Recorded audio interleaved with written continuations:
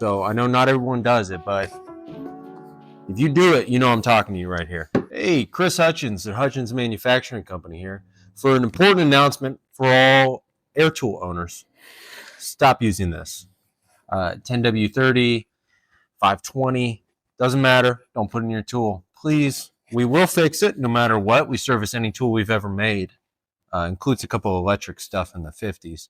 But we will charge you if you put this in there. So don't do it, okay? Air tool oil only.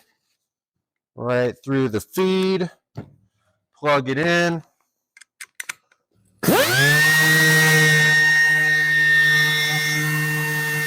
Happy sanding. Come here, Lily. Why are you getting all scared, dude? He knows it's coming. Look, he's getting wily. You're making me nervous.